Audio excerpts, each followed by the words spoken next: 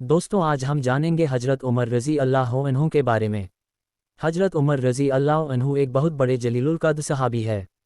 हजरत उमर फारूक रज़ी अल्लाह अन्हु के ज़माने में इस्लामी हुदूद 23 लाख मुरब्बा मील तक फैल गई थी।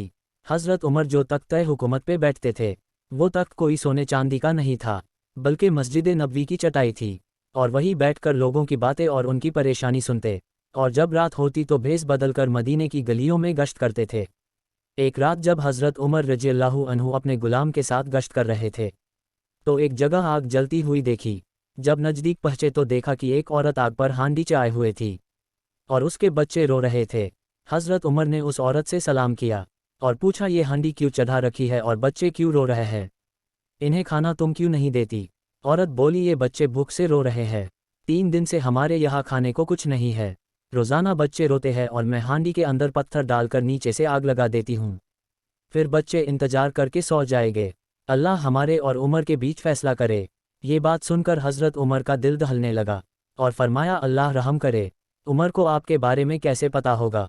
औरत बोली, क्यों नहीं होगा, वो हमारा हुक्मरान है, वो हमसे गाफिल और बेखबर कैसे है? ये सुनकर हजरत उमर और उनके गुलाम फौरन बैतुल माल गए और बैतुल माल से आटे की एक बोरी ली, घी, खजूर और कुछ दिरहम लिए और कपड़े भी बोरी में रखे, यहाँ तक कि बोरी पूरी तरह से भर गई, और अपने गुलाम से फरमाया कि ये बोरी मेरी पीठ पर लाद दो। गुलाम बोले, ये काम तो मेरा है, मेरे आका लाओ, ये बोरी मैं उठाऊंगा।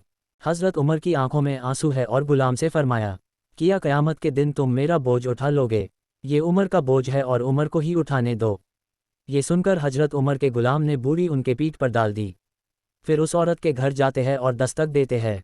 जब वह दोबारा हजरत उमर को देखती है तो उसकी जान में जान आ जाती है और कहा, जल्दी आटा गूंदो, और हजरत उमर रज़ियल्लाहु अन्हु सब्जी काटने लग जाते हैं और चूल्हे पे सब्जी पकाने रख दी जाती है।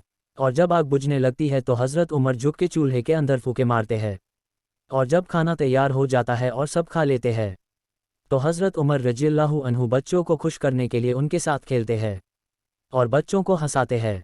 जब बच्चे मुस्कुराने लगे तो औरत बोली, अल्लाह ताला आपको जजाए खैर आता फरमाए, खिलाफत के सही हकदार आप हो, उमर नहीं है।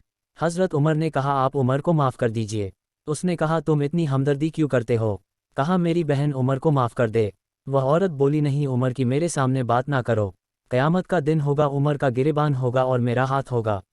ये सुनकर हजरत उमर बिलक बिलक कर रोने लगे और कहा, वो बदनसीब उमर तेरे सामने है, आज ही कह ले जो कहना है, क़यामत के दिन मुझे माफ़ रखना। हजरत उमर रज़ियल्लाहु अन्हु कहते हैं कि अगर दजला के किनारे एक बकरी का बच्चा भी प्यासा मर गया तो उसका हिसाब भी उमर से लिया जाएगा। दोस्तों, ये है इस्लाम और इसे कहते हैं हुक्मरान। आज के हुकूमत करने वालों को हजरत उमर रज़ी अल्लाह अन्हु से सबक हासिल करना चाहिए कि किस तरह से हुकूमत की जाती है। अल्लाह हमें हजरत उमर रज़ी अल्लाह अन्हु जैसे हाकिम अता फरमाए।